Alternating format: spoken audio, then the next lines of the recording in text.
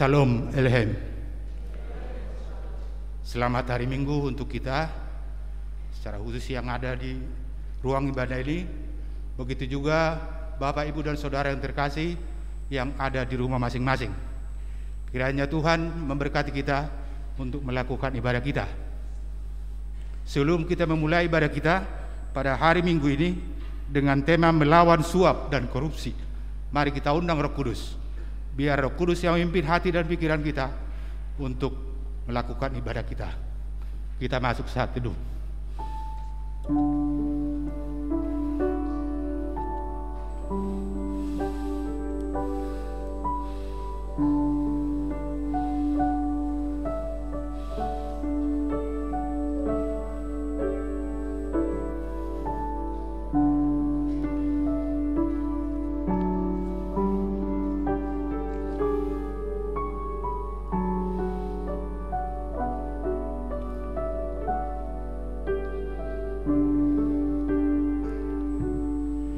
Mari kita angkat pujian kita menghadap Tuhan dari Kidung Jemaat nomor 13, Allah Bapa Tuhan.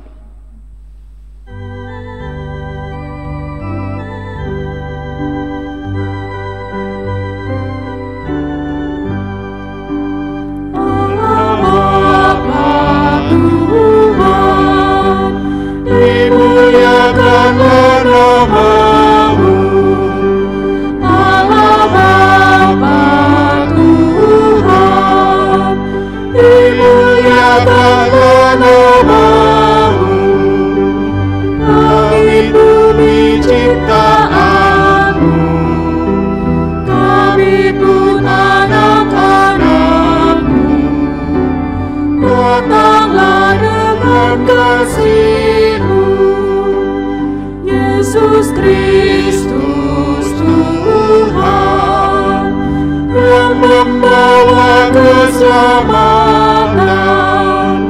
Yesus Kristus Tuhan, yang membawa keselamatan. Lahir dalam dunia ini, mati tapi bangkit lagi. Kaulah juru selamat kami.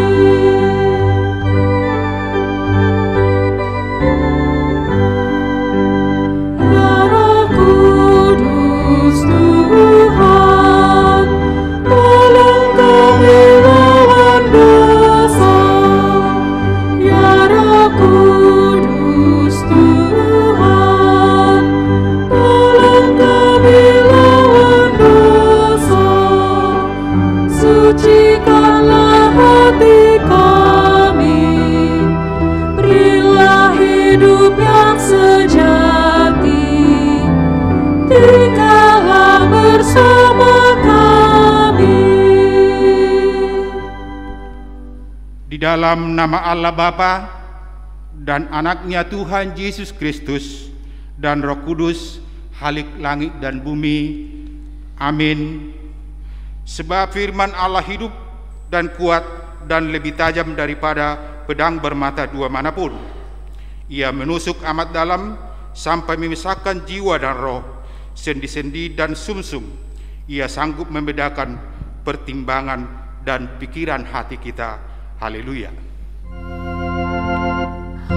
Haleluya. Haleluya.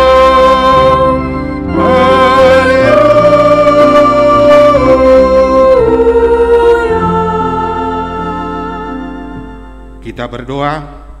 Ya Tuhan Allah Bapa kami, Engkaulah yang memimpin dan menguasai hati kami dengan Roh-Mu, agar kami membuka hati kami untuk mendengar dan menerima firman-Mu. Tanamkanlah firman-Mu ke dalam hati kami, agar hidup kami senantiasa dibaharui dan membuahkan kekudusan, keadilan, dan damai sejahtera. Di dalam Tuhan Yesus Kristus, Juru Selamat dan Penebus kami. Amin.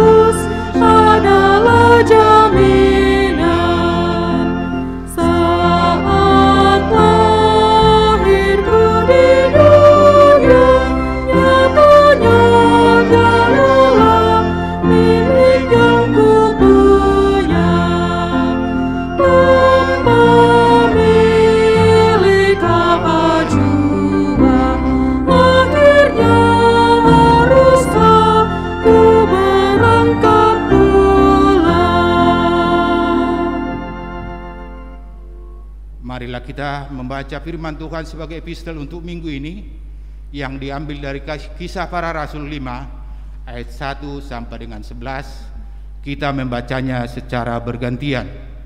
Saya akan memulai dari ayat yang pertama. Di bawah judul perikop Ananias dan Safira.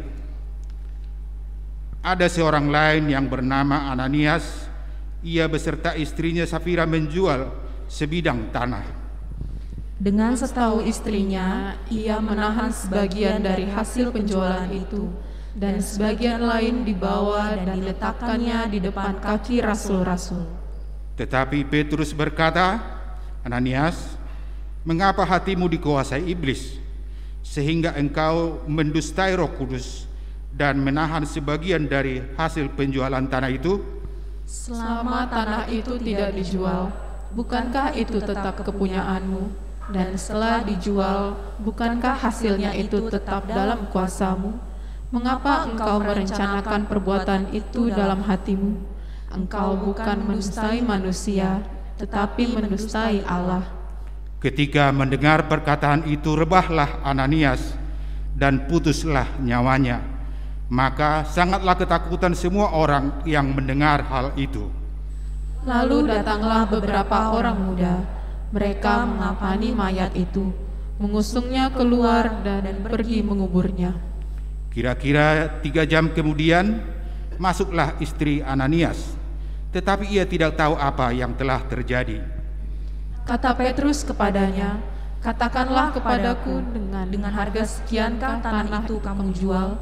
Jawab perempuan itu, betul sekian. Kata Petrus, mengapa kamu berdua bersepakat untuk mencobai Roh Tuhan?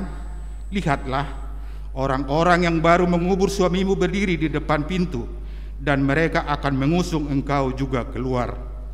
Lalu rebahlah perempuan itu seketika itu juga di depan kaki Petrus, dan putuslah nyawanya. Ketika orang-orang muda itu masuk, mereka mendapati dia sudah mati. Lalu mereka mengusungnya keluar dan menguburnya di samping suaminya. Kita sama-sama. Maka sangatlah ketakutan seluruh jemaat dan semua orang yang mendengar hal itu. Demikian firman Tuhan. Yang berbahagia ialah mereka yang mendengarkan firman Tuhan dan yang memeliharanya. Amin.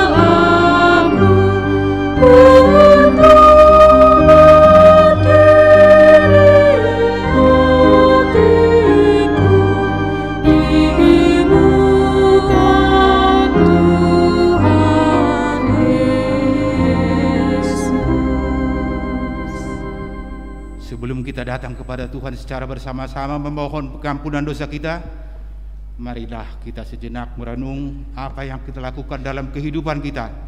Mari kita sujud datang kepada Tuhan untuk menyesalinya. Kita masuk saat teduh.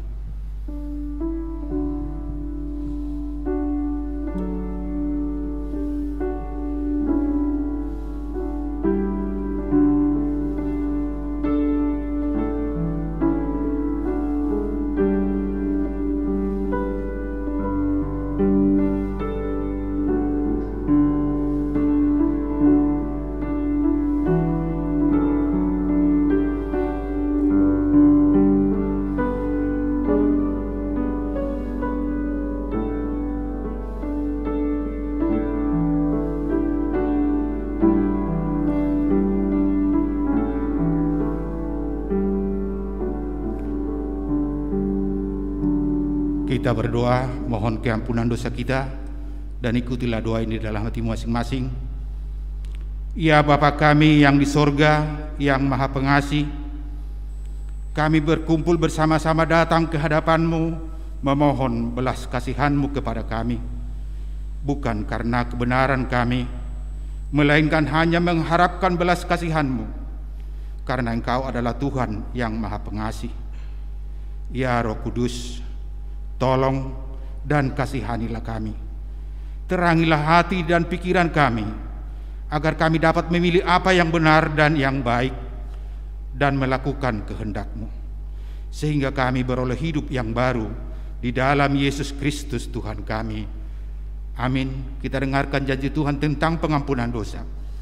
Aku telah menghapus segala dosa pemberontakanmu, seperti kabut diterbangkan angin, dan segala dosamu seperti awan yang tertiup.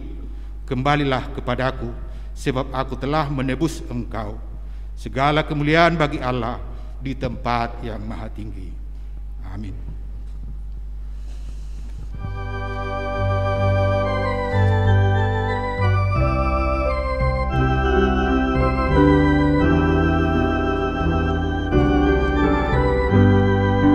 Janji yang manis kau tak kulupakan, tak terombang-ambing lagi jiwaku. Walau lembah hidupku penuh awan, nantikan cerahlah langit di atasku. Kau tidakkan aku lupakan, aku memimpinmu, aku membimbingmu. Kau tidakkan aku lupakan, aku penolongmu. Yakinlah teguh, yakinkan janji kau tak kulupakan.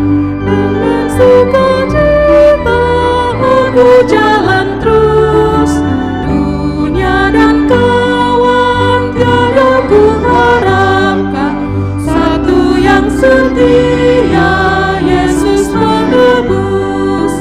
Kau tidakkan aku lupakan, aku memimpinmu, aku membimbingmu. Kau tidakkan aku lupakan, aku menolongmu. Yakinlah teguh. Petunjuk hidup baru untuk kita pada minggu ini diambil dari hukum yang pertama sampai dengan hukum yang keempat. Saya akan bacakan untuk kita semua. Yang pertama, akulah Tuhan Allahmu, jangan ada padamu Allah lain di hadapanku. Yang kedua, jangan membuat bagimu patung yang menyerupai apapun yang ada di langit, atau yang ada di bumi, atau yang ada di dalam air di bawah bumi, untuk disembah atau ditaati. Ketiga, jangan menyebut nama Tuhan Allahmu dengan sembarangan, sebab Tuhan akan memandang bersalah orang yang menyebut namanya dengan sembarangan. Keempat, ingat dan kuduskanlah hari Sabat. 6 hari lamanya engkau akan bekerja dan melakukan segala pekerjaanmu, tetapi hari ke-7 adalah hari Sabat Tuhan Allahmu. Maka jangan melakukan sesuatu pekerjaan, engkau atau anakmu laki-laki, atau anakmu perempuan, atau hambamu laki-laki, atau hambamu perempuan, atau hewanmu, atau orang asing yang berada di tempat kediamanmu. Sebab 6 hari lamanya Tuhan menjadikan langit dan bumi, laut dan segala isinya, dan Ia berhenti pada hari ke-7. Itulah sebabnya Tuhan memberkati hari Sabat dan menguruskannya. Bagaimanakah firman Allah tentang perintah-perintahnya itu? Demikian firman-Nya, akulah Tuhan Allahmu yang cemburu, yang membalaskan kesalahan bapa kepada anak-anaknya, dan kepada keturunan yang ketiga dan keempat dari orang-orang yang membenci aku. Tetapi aku menunjukkan kasih setia kepada beribu-ribu orang, yaitu mereka yang mengasihi aku dan yang berpegang pada perintah-perintah-Mu. Demikian petunjuk hidup baru untuk kita. Marilah kita sama-sama mohon kekuatan dari Tuhan. Ya Allah Bapa kami, berilah kami kekuatan untuk melakukan yang sesuai dengan hukum. Amin.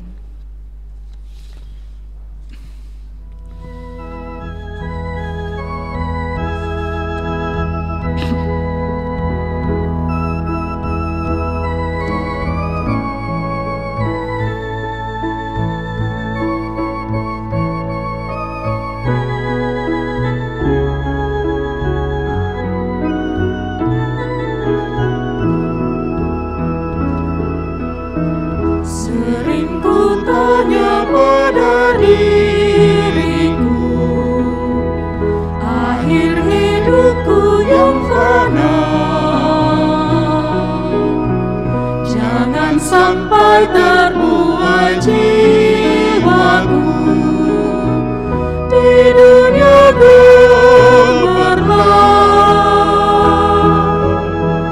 Dikala hariku makin senja, jiwa dan tubuhku berlama, cahaya hidup semakin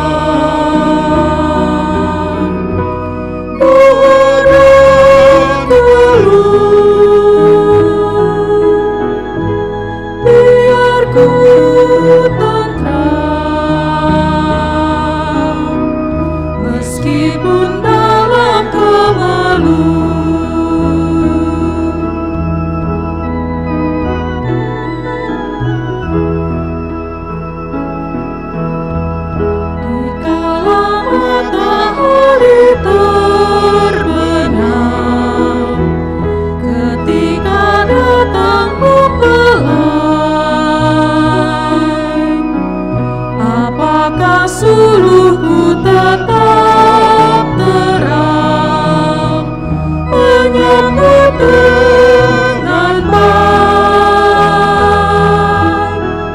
Apakah hatiku tak bergemar, tinggalkan dunia yang penuh cemar, atau jiwaku akan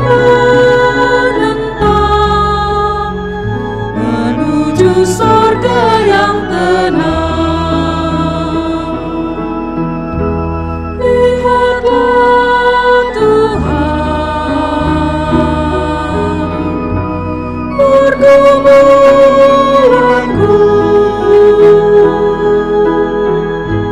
padamu Tuhan, doa dan pengharapanku.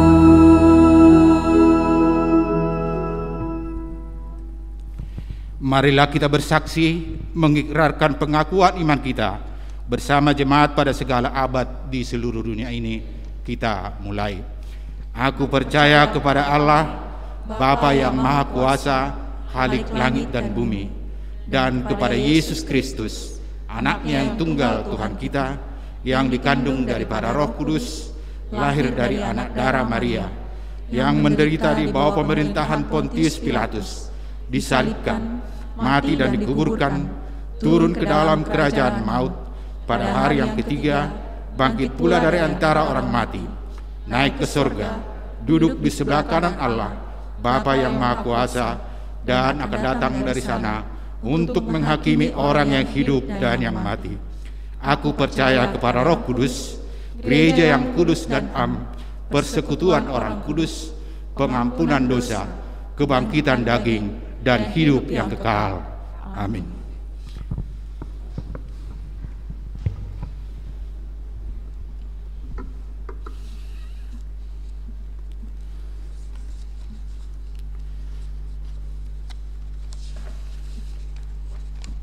Shalom.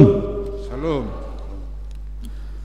Majelis Majelis GKPI Jemaat Khusus Rawamangun menyampaikan selamat hari Minggu dan selamat bersekutu bagi kita semua, dan juga kepada ibu dan bapak yang baru pertama kali ikut beribadah di jemaat ini. Kiranya persekutuan kita diberkati oleh Tuhan dan untuk memuliakan namanya serta berkat-Nya melimpah dalam kehidupan kita. Kami merindukan kehadiran ibu dan bapak serta saudara terkasih dalam ibadah pada minggu-minggu selanjutnya. Berikut kami sampaikan penegasan warta jemaat untuk kita pada hari ini.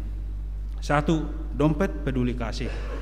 Damai sejahtera Tuhan bagi kita semua. Bila ibu dan bapak serta pemuda-pemudi mempunyai kerinduan iman yang diketuk Roh Kudus agar semakin banyak jiwa-jiwa diselamatkan secara khusus bagi jemaat kita di GKPI Rawamangun yang terkena dampak dari COVID-19 ini, kami mengundang ibu dan bapak serta pemuda-pemudi untuk turut berpartisipasi menjadi berkat dengan tanpa paksaan melalui program Dompet Peduli Kasih sebagai wujud kepedulian dan kasih kita kepada sesama jemaat di GKPI Rawamangun dan beberapa warga di sekitar lingkungan gereja. Pelayanan program Dompet Peduli Kasih ini untuk membantu jemaat yang terkena dampak COVID-19, diantaranya jemaat yang terkena PHK, jemaat yang tidak memiliki penghasilan, dan jemaat yang tidak memiliki penghasilan tetap seperti supir dan ojek online. 2. Sidang umum jemaat. Pada hari Minggu 16 Agustus 2020 kita akan mengadakan sidang umum jemaat atau SUJ GKPI Jemaat Khusus Rawamangun bertempat di aula atau lantai dasar dan dilaksanakan setelah ibadah minggu selesai. Sidang umum jemaat ini dengan agenda periodisasi Majelis GKPI Jemaat Khusus Rawamangun periode 2020 sampai 2025 yang dilaksanakan dengan tatap muka maupun online. Kiranya sidang umum jemaat ini dapat berjalan dengan baik dan menghasilkan serta memutuskan para pelayan atau majelis yang membawa kemajuan dalam pelayanan di GKPI Jemaat Khusus Rawamangun. Seluruh jemaat diharapkan turut serta dan mengikuti sidang umum jemaat ini. Yang ketiga, warta periodisasi. Sehubungan dengan semakin dekatnya jadwal pemilihan periodisasi majelis 2020-2025, panitia teknis pemilihan menunjuk volunteer yang akan membantu panitia dalam mendistribusikan surat suara khusus ke jemaat usia bahagia dan jemaat yang berhalangan tetap, misalnya karena sakit. Berikut adalah nama-nama volunteer per lingkungan. Doni Hutapea lingkungan 1, Toga Sinaga lingkungan 2, Damerius Tinambunan lingkungan 3, Lomo Sijabat lingkungan 4, Robert Simanungkalit lingkungan 5 dan 6, Daniel Butar-Butar lingkungan 7, Abed Negosial Lagan lingkungan 8, Maradona Nenggolan lingkungan 9, Anggi Sagala dan Indah Sagala lingkungan 10, Agustar Simorangkir lingkungan 11. Keempat, persembahan ketiga. Pada hari ini Minggu 2 Agustus 2020 dan Minggu 19 Agustus 2020 kita akan mengumpulkan persembahan ketiga yang akan dihantarkan pada tempat yang sudah disediakan. Adapun persembahan ini adalah untuk pelayanan dan persembahan kasih kepada jemaat yang terkena dampak akibat COVID-19. Mohon dukungan doa bagi jemaat yang sedang sakit, yaitu yang sedang dalam perawatan di rumah dan rawat jalan. Firman Tuhan bagi yang sakit diambil dari Lukas 5 ayat 17b. Kuasa Tuhan menyertai dia sehingga ia dapat menyembuhkan orang sakit. Dan kepada jemaat, anggota jemaat yang berulang tahun minggu ini dari tanggal 2 Agustus sampai 8 Agustus 2020, Majelis Jemaat GKPI Rawamangun turut berbahagia atas bertambahnya usia saudara. Firman Tuhan bagi yang berulang tahun diambil dari Amsal 9 ayat 11. Karena oleh aku umurmu diperpanjang dan tahun-tahun hidupmu ditambah. Warta keuangan dapat dilihat pada tata ibadah yang sudah dikirimkan melalui sosial media masing-masing lingkungan. Demikian penegasan warta jemaat untuk kita pada minggu hari ini. Selamat hari Minggu, dan Tuhan memberkati kita. Salam. Mari kita berdoa. Ya Tuhan, Allah Bapa kami yang Maha Kuasa, yang Maha Kudus, kuduslah Engkau ya Tuhan, kekal sampai selama-lamanya. Ya Tuhan, terima kasih atas kebaikan-Mu kepada kami. Engkau mengantarkan kami tiba di rumah-Mu ini Tuhan, untuk memuji dan memuliakan Engkau ya Tuhan. Ya Tuhan, apapun yang kami lakukan ini adalah buatlah itu menjadi kemuliaan bagi nama-Mu.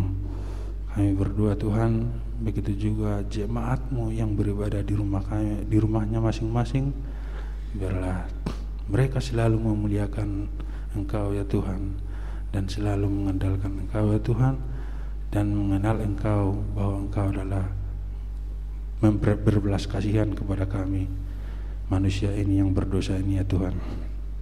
Ya Tuhan, kami berdoa pada negara kami ini Tuhan, mulai pemimpin kami, presiden sampai terendah RT ya Tuhan. Biarlah Tuhan yang selalu memberikan mereka kebijaksanaan dalam memimpin negara ini ya Tuhan, agar berjalan di negara ini undang-undang berjalan dengan baik ya Tuhan, dan tidak membeda-bedakan kulit, warna, ras, agama dan sebagainya ya Tuhan.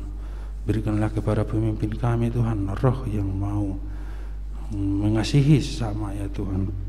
Kami berdoa Tuhan buat pemerintah ini Tuhan, agar bijaksana dalam mengambil keputusan untuk bangsa ini, agar bangsa ini Tuhan menjadi bangsa yang takut akan Kau ya Tuhan.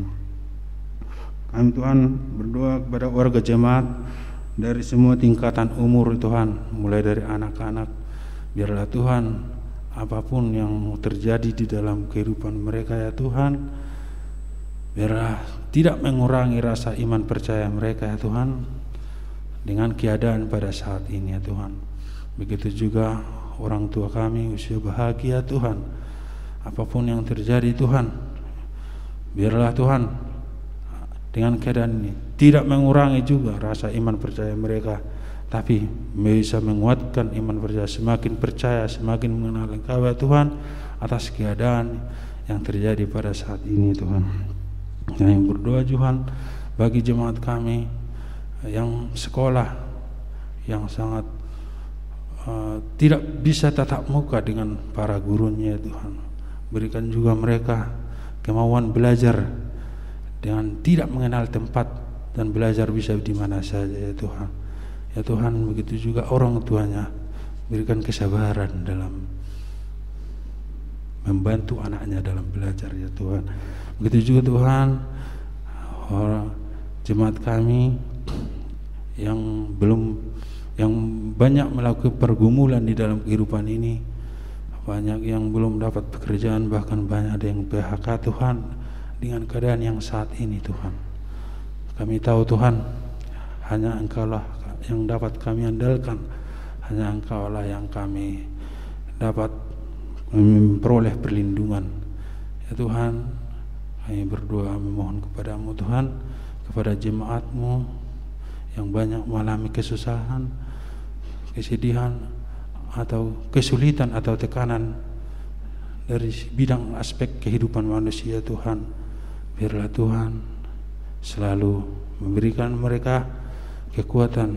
Biarlah Roh Kudus semua yang Kau berikan kepada kami semua jemaat-Mu Tuhan, agar kami tidak tersesat dengan keadaan ini Tuhan. Ya Tuhan, kami berdoa kepada jemaat-Mu yang sakit. Biarlah apa Tuhan, apa yang mereka inginkan, Engkau tahu Tuhan, mereka inginkan kesembuhan. Tapi buatlah Tuhan, apapun yang terjadi di dalam kehidupan ini Tuhan, tidak mengurangi rasa percaya, tapi semakin menguatkan akan pengenalan Engkau ya Tuhan. Apapun yang dilakukan dalam perawatan ya Tuhan, obat yang dimakan berkatilah itu Tuhan, agar menjadi kesembuhan. Tapi di atas segalanya itu adalah kuasa-Mu lah yang sangat berkuasa untuk menyembuhkan segala penyakit yang ada di dunia ini Tuhan. Begitu juga Tuhan jemaat kami yang berulang tahun, dengan bertambahnya umurnya ya Tuhan, bertambah juga pengenalan akan Engkau ya Tuhan, bertambah pula mereka semakin mengasihi Engkau dan mengasihi sesama ya Tuhan, dan mengasihi lingkungan ini ya Tuhan. Ya Tuhan, begitu juga kami berdoa kepada kalender kegiatan GKP Romangun ini ya Tuhan untuk 1 minggu ini. Biar berkatilah Tuhan para pelayan, terlebih kepada panitia periodisasi pemilihan majelis GKP Romangun ini Tuhan.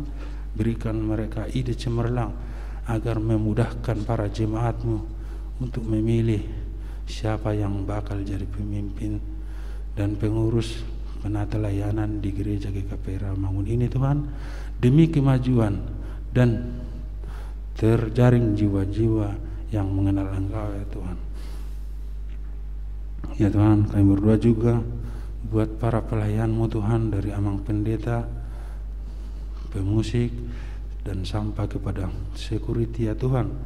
Biarlah yang Tuhan yang selalu memberikan apa yang mereka butuhkan.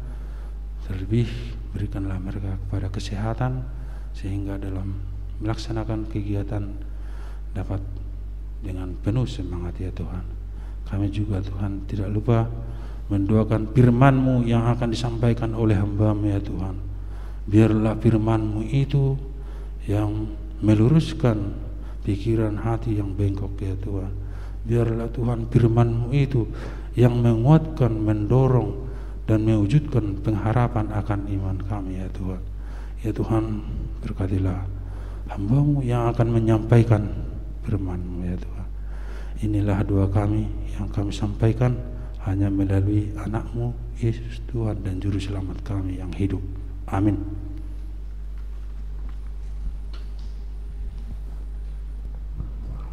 Mari kita persiapkan hati pikiran kita untuk mendengarkan firman Tuhan dari Kidung Jemaat 436, lawanlah godaan.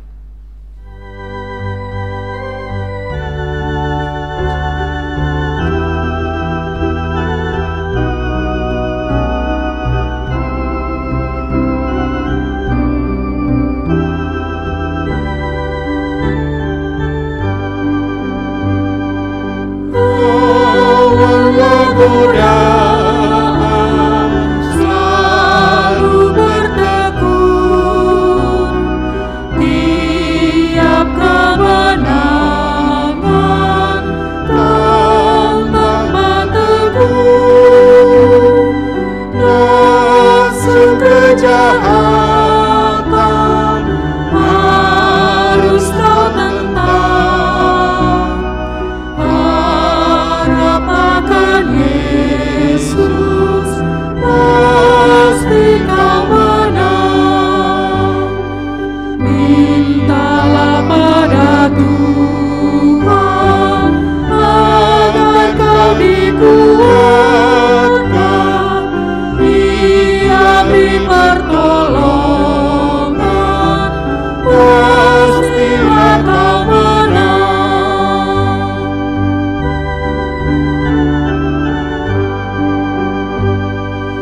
Engkau memberi maju mulia bagi yang berjaya di dalam iman. Kristus memulihkan kau yang tertekan, harap akan Yesus pasti kau menang. Mintalah pada Tuhan agar kau dikuatkan, Dia beri pertolongan, pastilah kau menang.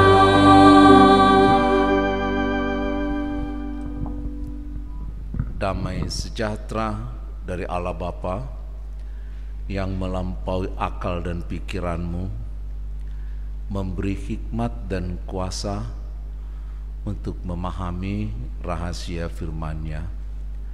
Ya Bapa, berfirmanlah ke tengah-tengah kami, karena kami anak-anak-Mu telah menghususkan waktu ini, bahkan memilih untuk hadir di hadapan-Mu, agar kami boleh belajar tentang firman-Mu, dan kami juga belajar untuk bersatu dengan sesama kami, anak-anak Tuhan, melalui persekutuan ini. Dalam Yesus Kristus kami berdoa dan mengucap syukur. Amin. Ibu Bapa dan saudara-saudara kekasih Yesus Kristus, firman Tuhan untuk kita di ibadah kita awal bulan Agustus ini adalah dari Keluaran pasal yang ke-23 ayat yang pertama sampai ayat yang ke-9. Demikian firman Tuhan. Janganlah engkau menyebarkan kabar bohong, janganlah engkau membantu orang yang bersalah dengan menjadi saksi yang tidak benar. Janganlah engkau turut-turut kebanyakan orang melakukan kejahatan dan dalam memberikan kesaksian mengenai sesuatu perkara, janganlah engkau turut-turut kebanyakan orang membelokkan hukum. Juga jangan memihak kepada orang miskin dalam perkaranya. Apabila engkau melihat lembu musuhmu atau keledainya yang sesat, maka segeralah kau kembalikan binatang itu. Apabila engkau melihat rebah keledai musuhmu karena berat bebannya, maka janganlah engkau enggan menolongnya. Haruslah engkau rela menolong dia dengan membongkar muatan keledainya.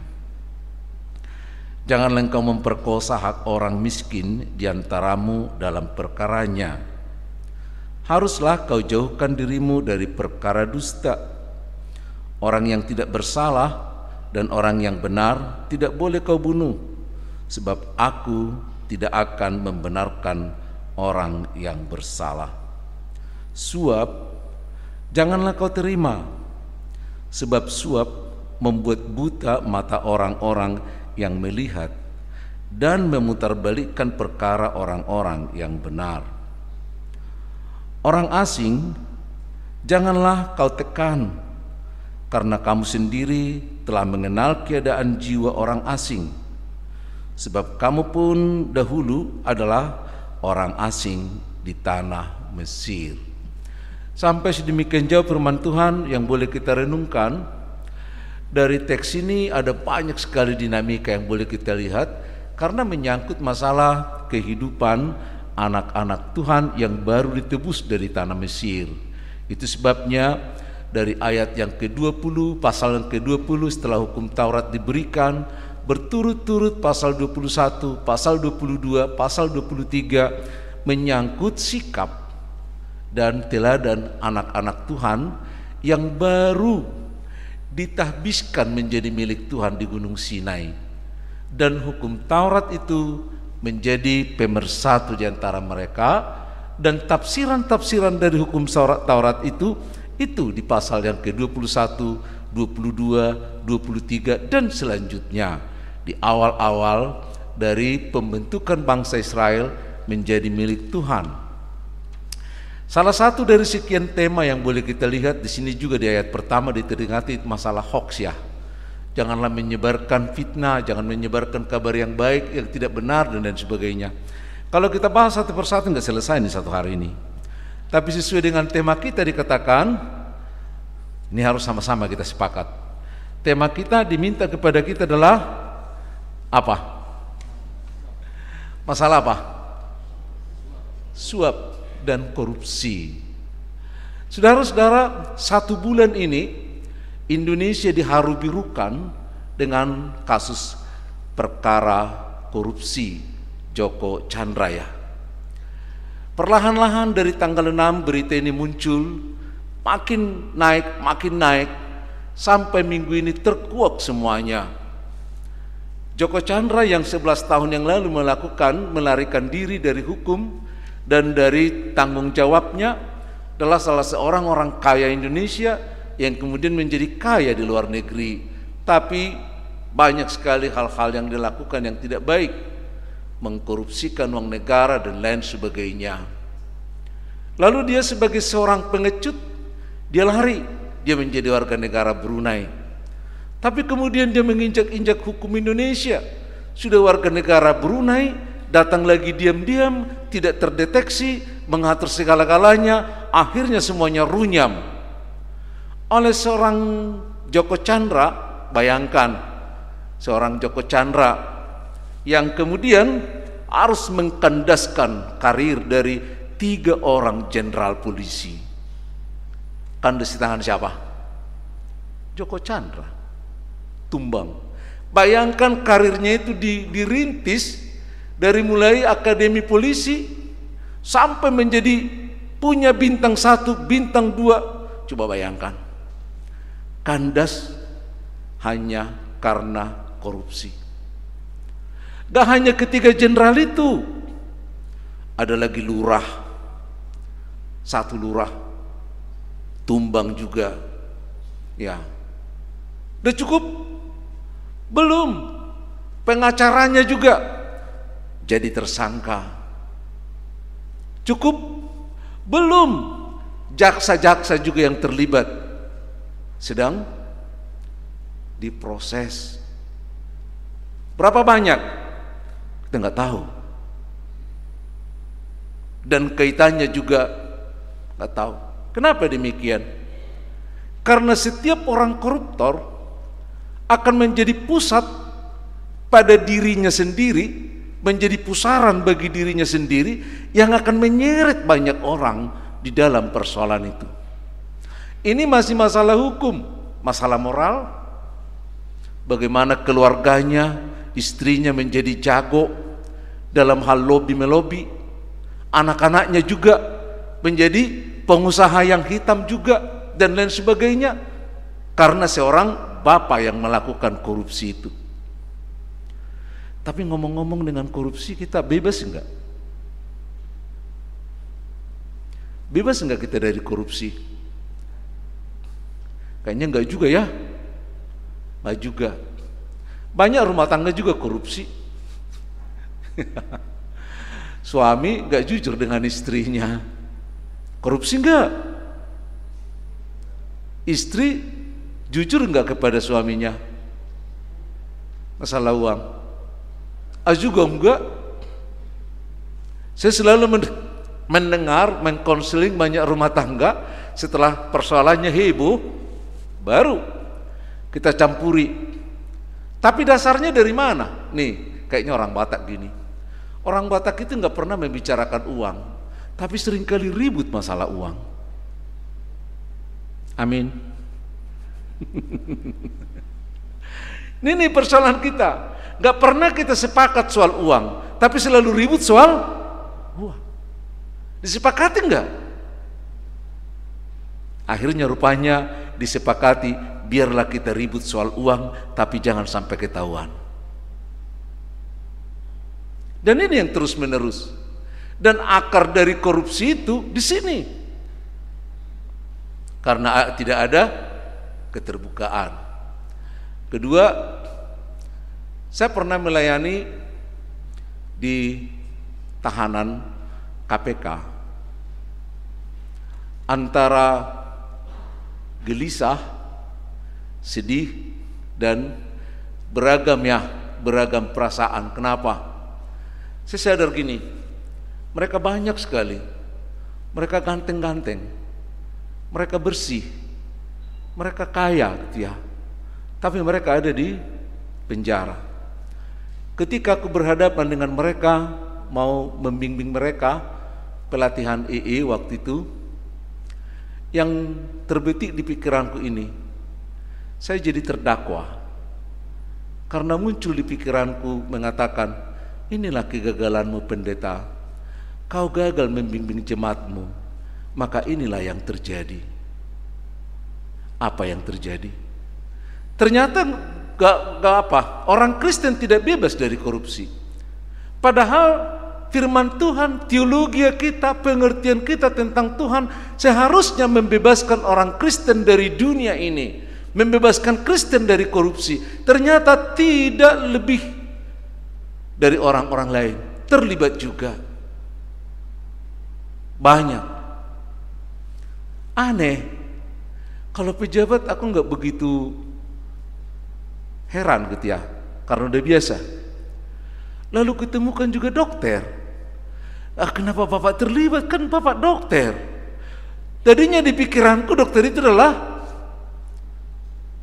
mengobati orang yang apa yang dikorupsikan ini gitu ya. Setelah ngomong, oh iya. Yang aneh juga guru. Kok bisa masuk? Artinya apa? Di semua segmen kehidupan. Di semua segmen kehidupan. Memang saya belum menemukan pendeta di sana. Tapi bebas enggak? Nampaknya melihat warga jemaat yang di penjara sana karena korupsi, saya juga ragu. Saya juga ragu melihatnya. Oke, keraguanku itu muncul dari mana? Ini. Di kampung halamanku yang terkenal dengan salib kasih, tahu? Tahu? Pasti tahu dong. Salib kasih itu di mana? Di sebelah kirinya sekarang di Dolok Tolong, tahun 2013 dibangun salib Kristus.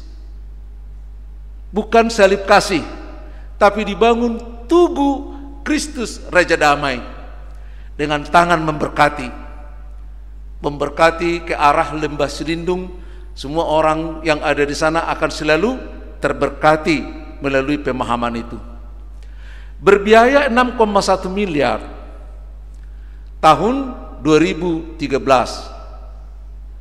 Kemarin bulan Maret terpaksa dibongkar karena patung itu nggak pernah selesai, mangkrak dari tahun 2013. Pemborongnya entah kemana, bupatinya orang situ, pejabatnya orang di situ, kayaknya semua terlibat. Masa patung Kristus dikorupsikan? Di mana? Sakit loh mata kalau pulang ke Tarutung. Kenapa? Salib itu nggak dibongkar-bongkar. Beton apa? Tiang-tiang beton memberkati dengan tidak selesai. Saya pikir mungkin itulah sebabnya berkat bagi orang Tarutung tidak tuntas gitu ya. Kenapa? Karena salib Kristus juga gak tuntas, dikorupsikan dan tidak dilanjutkan, kemudian dibongkar bulan Maret yang lalu dan untuk dipindahkan ke tempat lain. Kenapa? Korupsi. Tidak menutup mata, banyak juga gereja kalau kita berjalan ke daerah Tapanuli, banyak gereja nggak selesai-selesai. Kenapa sih dibangun gereja nggak selesai-selesai? Rupanya panitianya cekcok.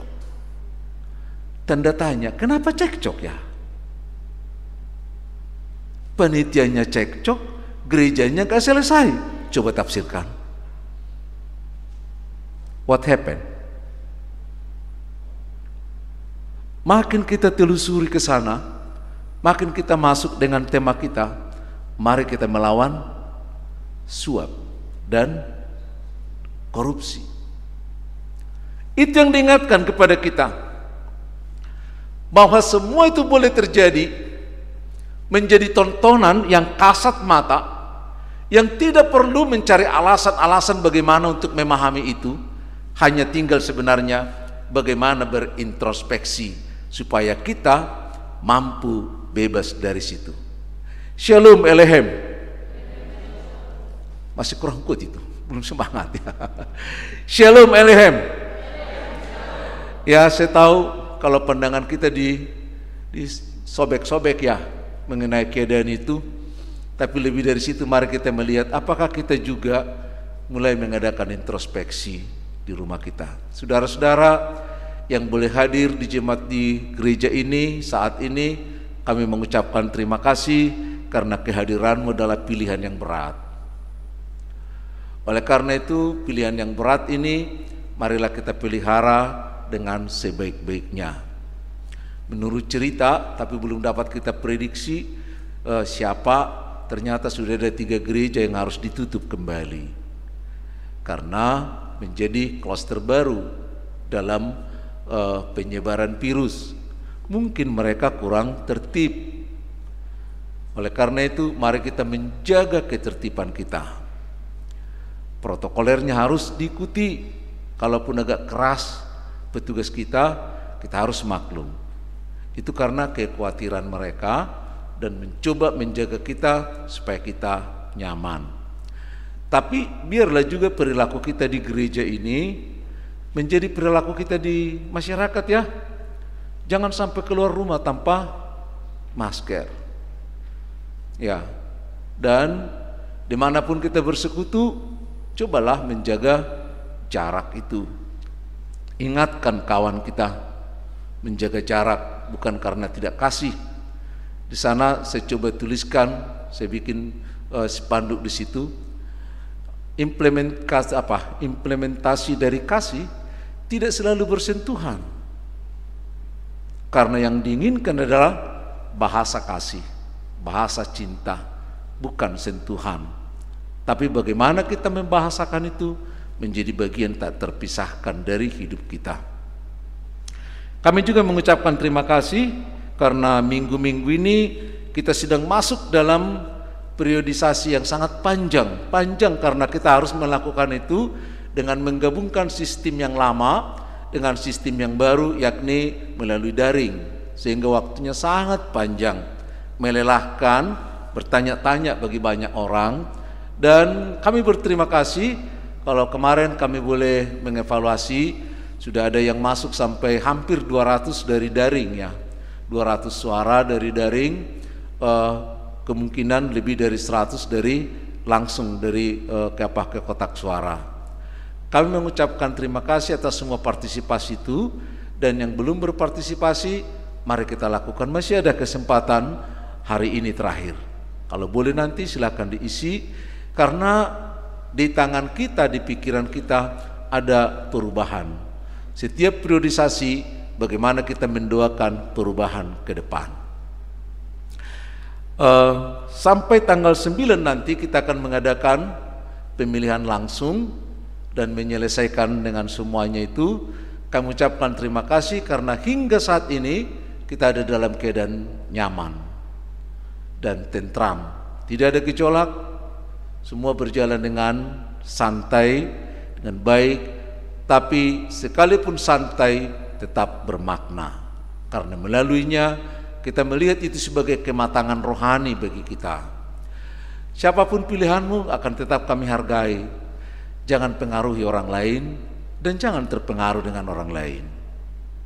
Ya, nyatakan siapa yang menjadi harapanmu untuk mengembangkan pelayanan persekutuan kita ke masa depan. Tuhan menyertai kita. Saudara-saudara, kalau kita lihat masalah korupsi dan suap tadi dari undang-undang, saya kira ibu bapak saudara lebih hebat ya, membukanya ada dari Google dan lain sebagainya. Tapi melalui renungan ini kita juga harus menetapkan. Kenapa tadi saya katakan bahwa saya merasa sedih bahwa ternyata banyak orang-orang Kristen yang ada di balik jeruji sana adalah sebagai simbol salah satu dari pemaknaan atau salah satu dari perenungan bahwa itu adalah merupakan kegagalan kita untuk memelihara warga jemaat kita supaya mereka terbebas dari perlakuan korupsi yang dikatakan tadi berapa kali katakan, jangan ikut-ikutan, jangan seperti kebanyakan orang, jangan. Kenapa? Karena orang Israel adalah pilihan, orang Kristen adalah pilihan. Kenapa orang Israel sampai dipisahkan dari semua bangsa? Apa pemisahannya? Pemisahannya gini loh, soal makanan nggak boleh rakus orang Israel, maka nggak boleh makan segala-galanya. Waktu itu gak boleh makan babi gitu ya, dulu kan, gak boleh memakan binatang yang kukunya tidak terbelah, gak boleh. Artinya orang Israel gak boleh sembarang makan. Kamu pernah gak menghargai orang yang tidak sembarang makan? Coba deh. Kita menghargai, kita melihat orang itu seperti elegan sekali ya. Gak semua makanan dimakan, gak semua minuman diminum. Dari soal makan loh. Maka orang Israel itu sudah menjadi bangsa yang elit. Mereka tidak boleh terkesan rakus, makanya harus sopan. Sampai darah pun gak boleh dimakan waktu itu. Apa? Sebagai apa? Sebagai tanda perjanjian bahwa mereka adalah bangsa Israel. Semua waktu nggak boleh dipakai bekerja, harus ada peristirahatan. Kapan? Hari keberapa? Hari ke-7. Nggak boleh. Kalau orang lain boleh kerja dari jam 6 pagi sampai 6 sore sampai 6 jam lagi hanya untuk uang, tapi orang Israel jangan. Nggak boleh bekerja 24 jam kali 7. 6 hari lamanya kamu bekerja, 6 tahun lamanya kamu boleh mengelola tanahmu. Itu yang kita bahas kemarin di tahun Sabat. Baru muncul lagi tahun Jobel, 7 kali 7 tambah 1. Gak boleh kamu kerjakan. Kenapa gak boleh dikerjakan? Sayang dong uangnya. Karena orang Yahudi, orang Israel, bukan makan, bukan hidup dari uang itu, bukan dari situ hidupnya, tapi hidupnya adalah dari berkat Tuhan. Amin. Hidupmu dari mana? Dari hasil kerjamu atau dari berkat Tuhan? Ayo kita diskusi nanti. Ayo kita buka PA. Apakah kita hidup dari pekerjaan kita atau dari berkat Tuhan? Cobalah. Kita harus melihat ini dengan sangat seksama dalam kehidupan kita ini. Karena ternyata Tuhan memberkati pekerjaan kita. Ulangan yang ke-8, ayat yang ke-18. Mari kita lihat. Ulangan pasal yang ke-8, ayat yang ke-18.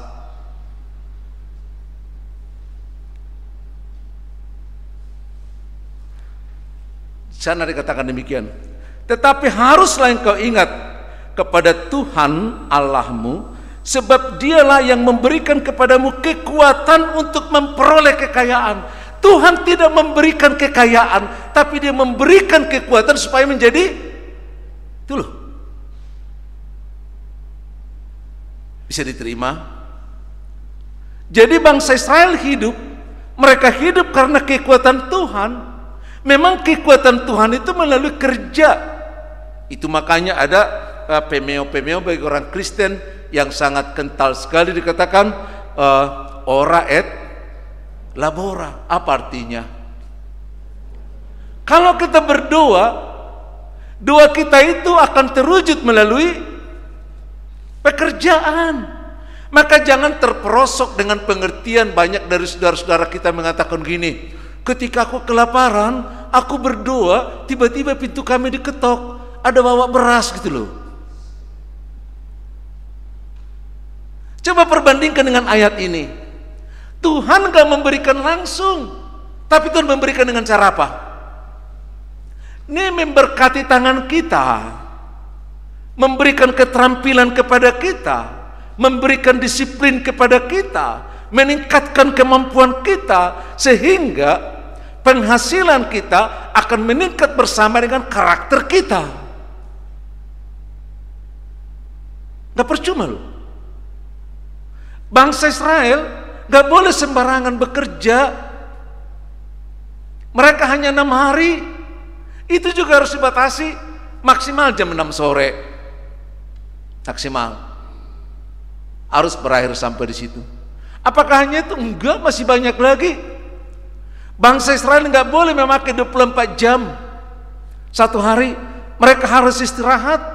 Bahkan siang itu juga mereka harus manfaatkan. Ada 3 kali sembahyang, bukan 5 memang, tapi ada 3. Mau melihat itu? Lihat di kitab Daniel. pada waktu jam sembahyang dia naik ke soto rumahnya, lalu dia berdoa sembahyang menghadap ke Yerusalem. Ada 3 kali, kok kenapa jadi 5 di sana? Itu ceritanya lain. Alkitab menggambarkan 3. Jadi setiap hari nggak boleh kita kerjakan semuanya untuk bekerja, untuk makan. Disitulah keistimewaan bangsa Israel. Mereka diarahkan kalau berkat itu, kalau kebutuhan itu bukan karena kita kerja, tapi karena Tuhan memberikan kekuatan kepada kita, karena Tuhan mau memberkati kita melalui pekerjaan. Berarti pekerjaan itu sebagai apa? Itu sebabnya saya kagum juga melihat minggu lalu saya bahas mengenai Jansen Sinamo. Dikatakan pekerjaan itu adalah amanah. Dikatakan pekerjaan itu adalah panggilan. Dikatakan pekerjaan itu adalah ibadah. Dikatakan pekerjaan itu adalah seni. Gak ada cari duit di situ. Siapa yang membuat pekerjaan cari duit, celakalah dia, dan dia akan mengumpulkan uang, dan dia akan masuk ke jerat korupsi. Akan masuk. Karena tujuannya uang. Pekerjaan itu adalah self-actualization, bagaimana kita menerjemahkan diri kita. Dan kita harus jelas dalam hal itu. Kita harus mengajarkan ini sebenarnya kepada anak-anak kita. Tapi sayang, banyak orang tua telah meracuni anak-anaknya dengan pendidikan, berdasarkan pendidikan supaya mereka menjadi kaya. Ada banyak orang tua mencela anak-anaknya kalau tidak maju dalam pendidikan, kalau nilainya merah. Gimana orang tua? Marah. Dibilang, kamu kerjamu cuma sekolah, bangun, makan, sekolah, tidur lagi, belajar lagi, kok merah? Gitu ya. Gak peduli kita, malu-maluin orang tua. Aku dulu di kampung sekolah gak pakai sepatu, gak pakai sendal, makannya ikan asin, pulang kerja juga masih kerja gak seperti lu, gitu ya. Lalu dilanjutkan lagi, nanti kalau kayak gini nilaimu, kamu jadi kerja apa? Jadi tukang beca. Jadi kita lihat sekolah itu hanya untuk coba. Siapa yang menjerumuskan ini? Maka anak-anak ada yang mulai sekolah dengan semangat untuk menyenangkan orang tua. 1. Ada banyak anak-anak semangat belajar supaya nanti menjadi pejabat. Bukan memuliakan Tuhan lagi. Jadi pejabat. Maka jangan heran banyak anak-anak kita sekarang sekolah tinggi-tinggi tapi firman Tuhan jauh. Kenapa? Ya karena kita udah setuju. Kan setujunya kita. Kalau anak-anak kita belajar nggak ke gereja, nggak apa-apa, belajar aja, nggak usah. Tapi udah usianya aman gitu ya, dari pendeta, dari gereja.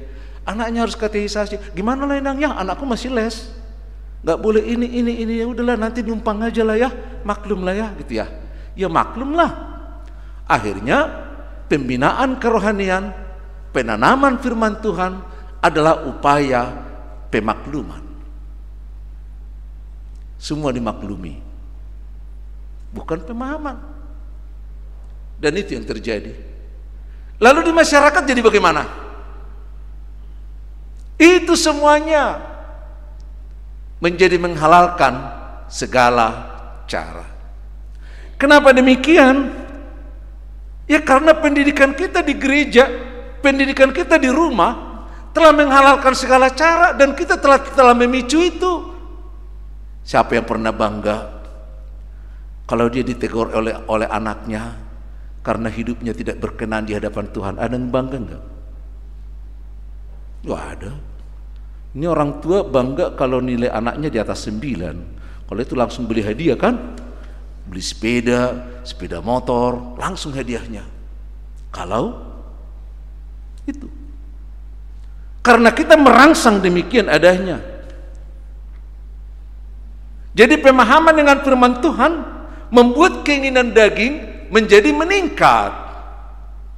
Tidak lagi diajari Oke, kita boleh baca nanti di dalam 1 Samuel 8 ayat yang ketiga. Ketika anak imam Eli tidak lagi menjadi seperti bapaknya, menjadi rakus soal makanan, akhirnya mereka mengkorupsikan persembahan bagi bait Allah. Bahan makanan yang terbaik untuk bait Allah dia minta untuknya. Mereka mengambil yang terbaik untuk Tuhan, sisa-sisa mereka.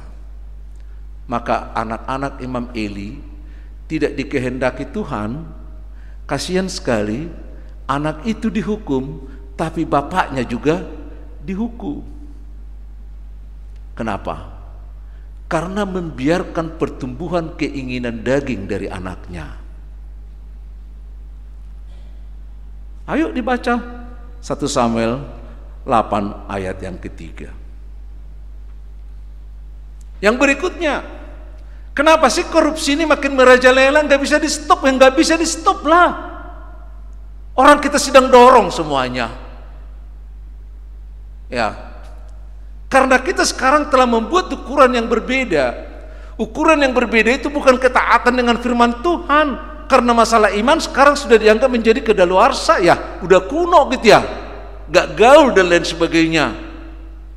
Sehingga kita telah mengesampingkan firman Tuhan, membangun gaya hidup yang baru, gak mau lagi sederhana. Kalau dari koran saya baca, salah satu pemicu dari korupsi adalah gaya hidup yang berlebihan.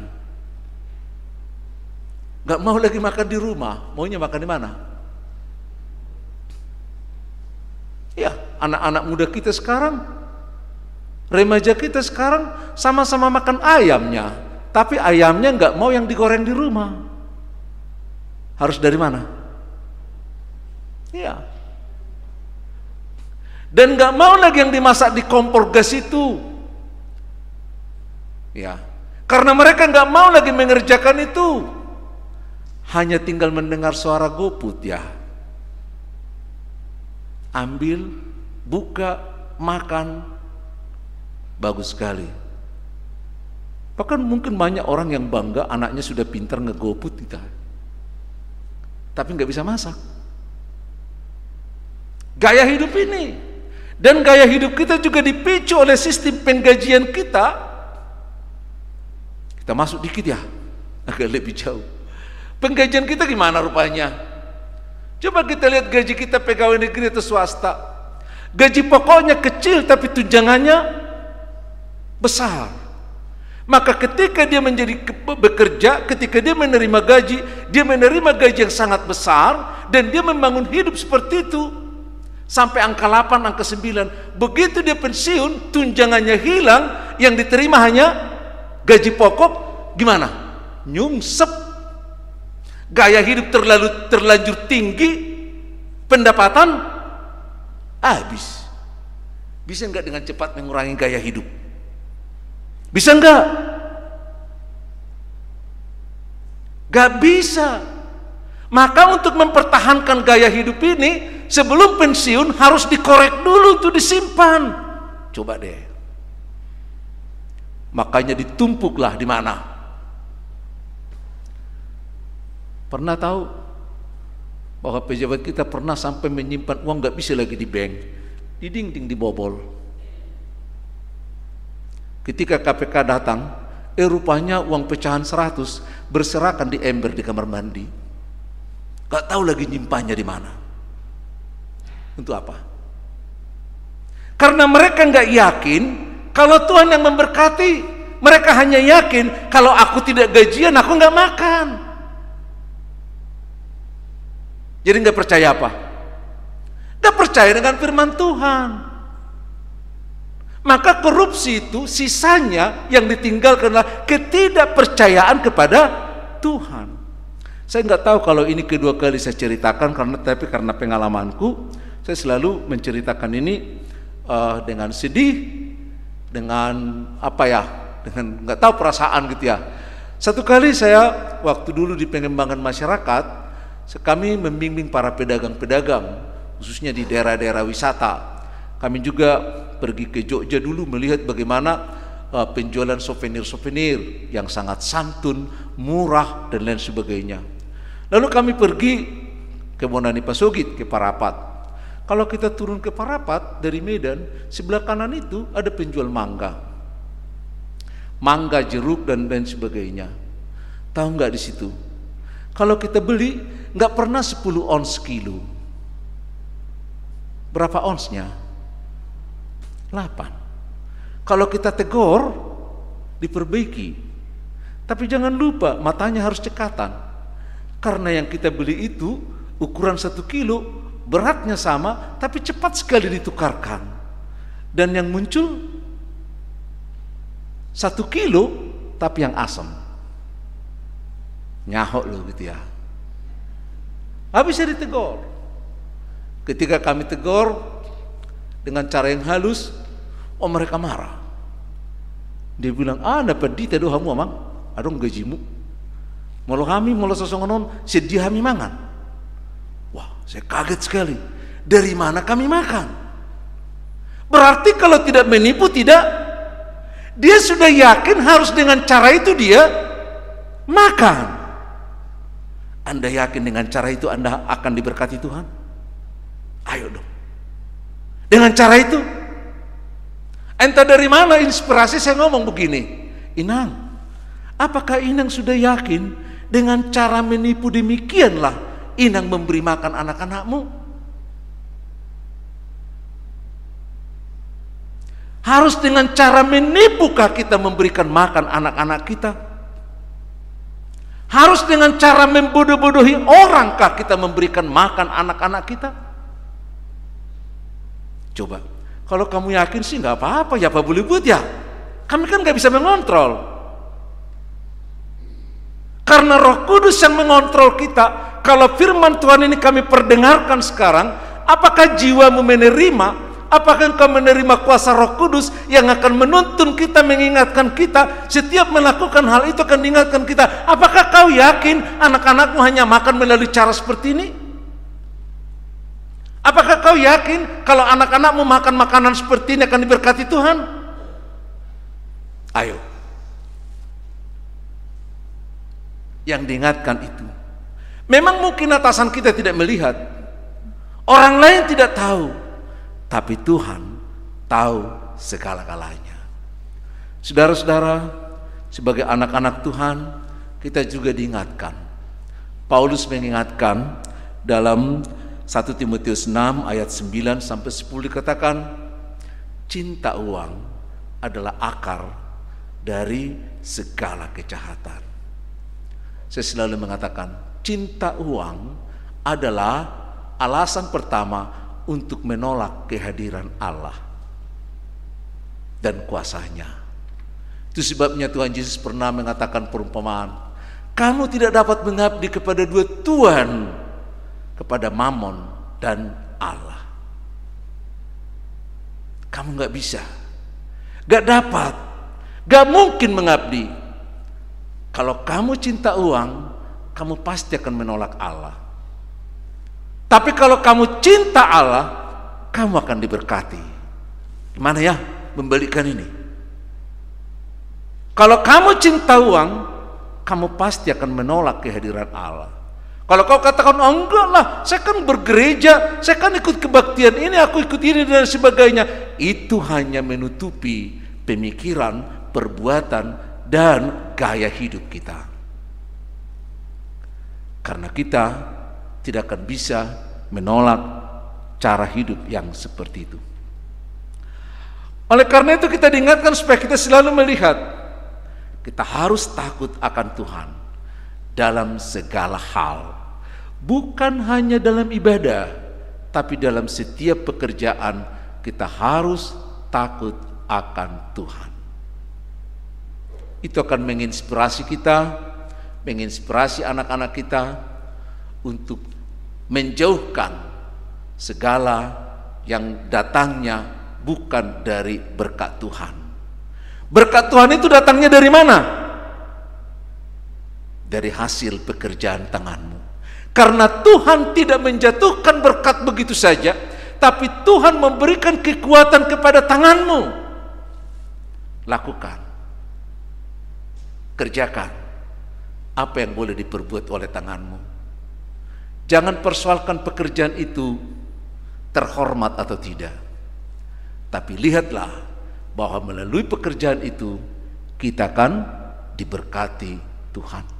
Bukan soal besarnya pekerjaan sekecil apapun, kalau kita mau melakukan dengan setia, maka Tuhan akan memberkati kita. Bukan hanya kita saja, seisi rumah. Bukan hanya seisi rumah kita, tempat pekerjaan kita. Masih ingat Yusuf sang remaja yang ganteng itu? Ketika menjadi seorang budak di rumah Potifar, dia disuruh menjadi pegawai di sana. Tapi pegawai teladan, udah ganteng, dapat dipercaya, diberkati Tuhan. Sampai Potifar mengaku begini, semenjak kau menjadi pembantu, semenjak kau menjadi budak di rumahku, maka harta kekayaanku bertambah terus. Udahlah Yusuf, katanya, kerjakanlah semuanya itu, aku nggak mau campuri lagi. Takut kalau aku campuri nanti jadi bahasaku yang kotor ini merusak pekerjaanmu. Ayo kerjakanlah. Hanya satu yang saya ingatkan kepadamu, jangan ganggu istriku. Yang lain kerjakan semua. Kenapa? Pemuda remaja yang tidak sekolah itu dapat dipercaya, bukan hanya dipercaya Potifar, tapi dipercaya Tuhan loh. Saya pernah ngomong-ngomong dengan seorang pemilik perusahaan, berkesempatan ngomong-ngomong ketika lobby masalah Natal. Lalu saya bilang, Pak, gimana nanti kalau Bapak sudah semakin tua, perusahaan ini gimana? Ya dia bilang, nggak apa-apa, gampang aja katanya. Karena kalau cari pekerja gampang. Kalau kita bikin pengumuman, kita butuhkan 10 orang, datangnya 1000 katanya. Nggak susah cari pekerja. Dari 1000 itu kita cari 10 orang. Suka kita yang mana? Yang pintar, yang rajin. Hanya satu yang tidak aku dapat katanya, yang dapat dipercaya. Kalau yang rajin banyak, yang pintar banyak, yang punya masa depan banyak, hanya satu yang dapat dipercaya. Saya sulit menemukan, sampai anakku pun belum bisa kupercaya. Are you sure? Bekerja menjadi kepercayaan. Bekerja bukan cari uang. Bekerja bukan hanya menumpuk jabatan, tapi melalui pekerjaan kita menjadi orang yang dipercaya. Itu sebabnya saya katakan tadi, pekerjaan itu adalah aktualisasi diri, aktualisasi iman. Terjebaklah setiap orang yang menganggap pekerjaan adalah harga diri. Terjebaklah setiap orang yang menganggap pekerjaan hanya untuk uang, tapi berharga di mata Tuhan kalau melalui pekerjaannya dia menunjukkan kalau Allah layak dipercaya. Amin. Kita berdoa. Bapa yang baik, kami mengucap syukur karena Engkau ingatkan kami menjadi anak, menjadi hamba Tuhan yang dapat dipercaya, agar setiap orang memiliki kepercayaan kepadamu, karena kami anak-anak-Mu dapat dipercaya dalam segala hal. Dalam Yesus Kristus kami berdoa dan mengucap syukur. Amin.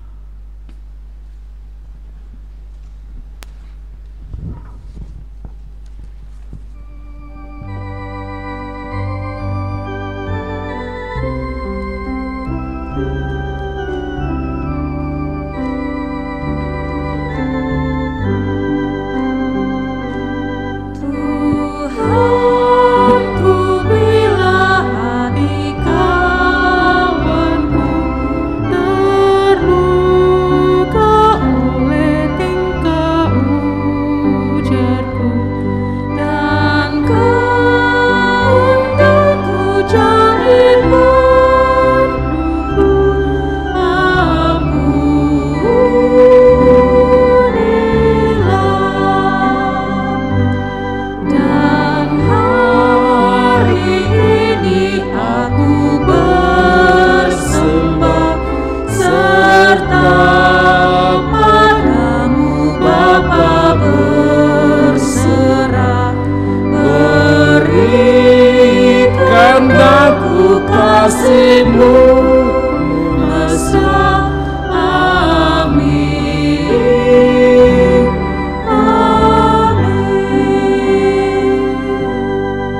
dari 2 Korintus 9 ayat yang ke-7, firman Tuhan mempersiapkan hati dan pikiran kita untuk memberikan korban yang menjadi kurban persembahan. Hendaklah masing-masing memberikan menurut kerelaan hatinya, jangan dengan sedih hati atau karena paksaan, sebab Allah mengasihi orang yang memberi dengan sukacita. Amin. Kami yakin persembahannya sudah diisi dan kami undang Ibu Bapak, mari kita sama-sama bangkit berdiri.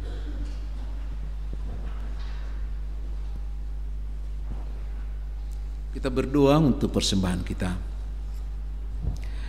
Ya Allah Bapa kami yang ada di surga, kami mengaku dengan setulus hati, Kaulah sumber segala berkat dan karunia dalam hidup kami. Di sini kami mempersembahkan kurban syukur kami kepadamu. Terimalah persembahan umat-Mu dan berkatilah menjadi alat kesaksian, persekutuan dan pelayanan bagi jemaat-Mu ini.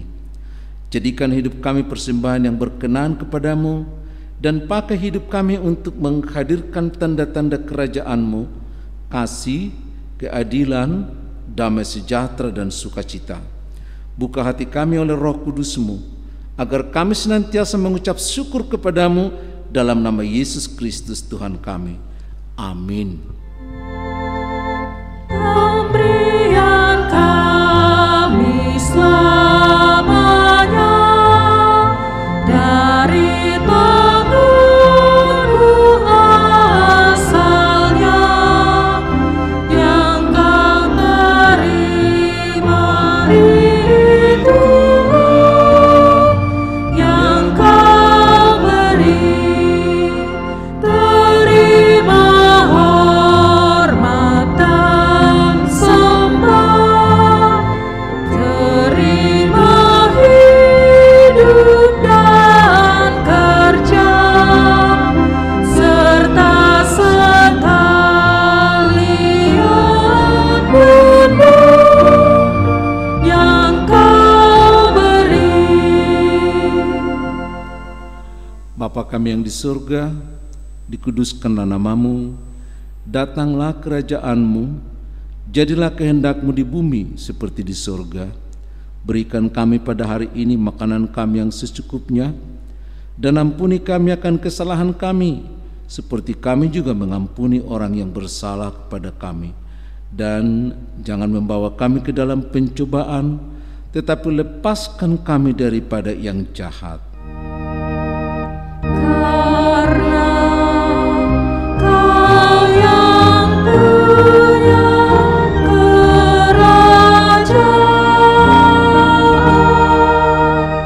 dan kekuasaan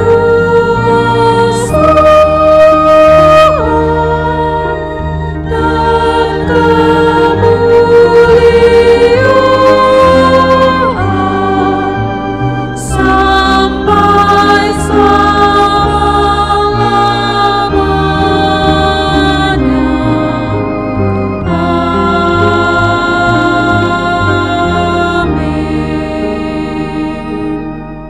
Saudara, mari kita kembali ke dalam kehidupan kita sehari-hari. Kita melakukan firman Tuhan menjadi garam dan terang. Tuhan memberkatimu. Tuhan memberkati dan menyertaimu. Tuhan menyinarkan wajahnya kepadamu dan memberi engkau kasih karunia. Tuhan menghadapkan wajahnya kepadamu dan memberi engkau damai sejahtera. Amin.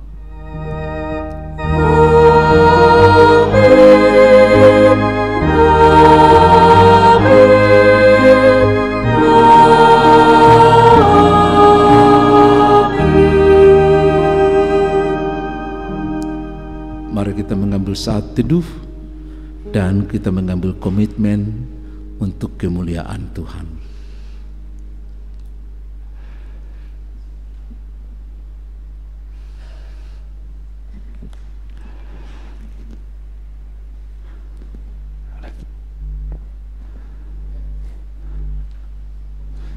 Mohon izin kepada Bapak, Ibu, dan saudara sekalian untuk kita memberikan kesempatan untuk mendengarkan sosialisasi periode Majelis 2020-2025. Kepada panitia kami persilahkan.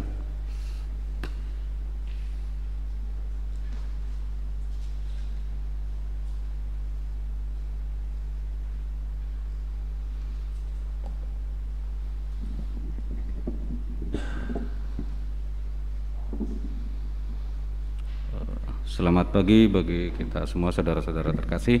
Kami dari Panitia Teknis Pemilihan Periodisasi akan memberikan sedikit sosialisasi. Yang pertama, pada hari ini kita merupakan hari terakhir untuk proses penjaringan bakal calon ya, polling. Jadi ditutup pada hari ini pada pukul 23.59, baik yang melalui online Google Form, baik yang melalui cetak surat suara atau yang offline. Beberapa hari ini kita dari panitia mengamati kecenderungan dari partisipasi warga jemaat sendiri, yang dimana untuk proses pemilihan secara online atau Google Form itu pada awal-awal banyak menemui sedikit kesulitan mungkin ya, tentang tata cara atau pengisiannya. Tapi puji Tuhan sampai hari ini partisipasinya meningkat dengan baik ya. Hasil dari penjaringan atau polling bakal calon melalui Google Form tersebut akan kami bacakan sedikit.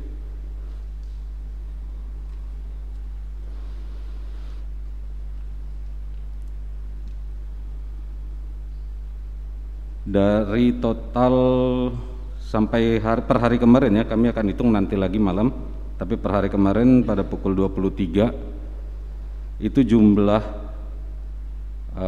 partisipan yang telah mengisi form totalnya 228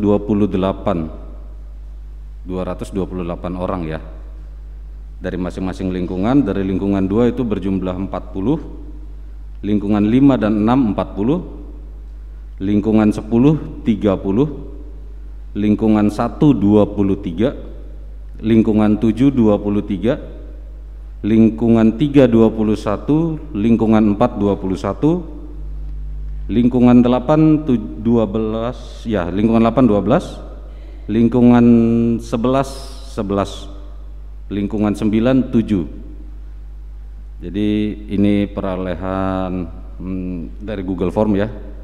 Kemungkinan akan naik lagi pada hari ini malam ini ya.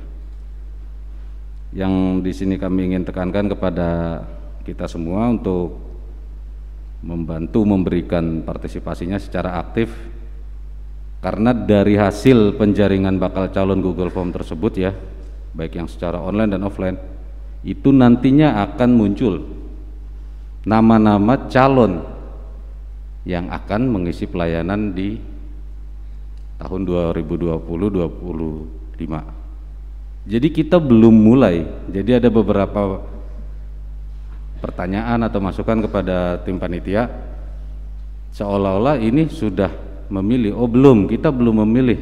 Bapak Ibu sekalian, kita belum memilih ya. Kita menentukan, kita memberikan aspirasi nama-nama yang akan jadi calon. Jadi kalau dari sini aja antusiasme kita atau partisipan kita ya dingin-dingin gitu, ya itu akan kita yang terima sendiri sampai tahun 2025. Lalu yang berikutnya, hari ini juga kami menyediakan form isian ya, cetak suara untuk penjaringan ini pada hari terakhir. Kepada Bapak Ibu yang belum, itu dapat mengambilnya tadi ya di bawah dan diisi serta dikumpulkan kembali di ruangan bawah. Nanti ada panitia dan tim Gustu yang membantu arahannya cara mengisi dan alur keluar masuk di ruangan.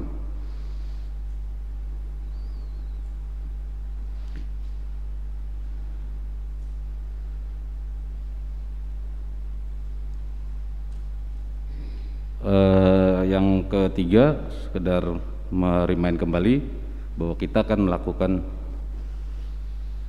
sidang umum jemaat di tanggal 16 Jadi hari ini pokoknya proses terakhir untuk penjaringan bakal calon ya Bapak Ibu ya. Pemilihan yang sebenarnya itu ada di tanggal 16. Jadi mohon dimanfaatkan kesempatan ini sebaik-baiknya.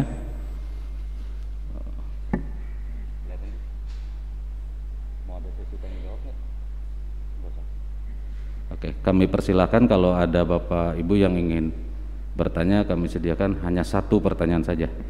Terima kasih. Maaf saya ralat, maksudnya hanya satu warga saja, satu orang ya.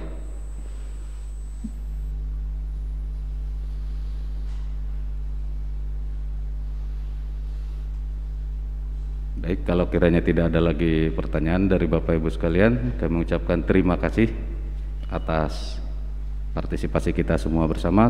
Tuhan memberkati.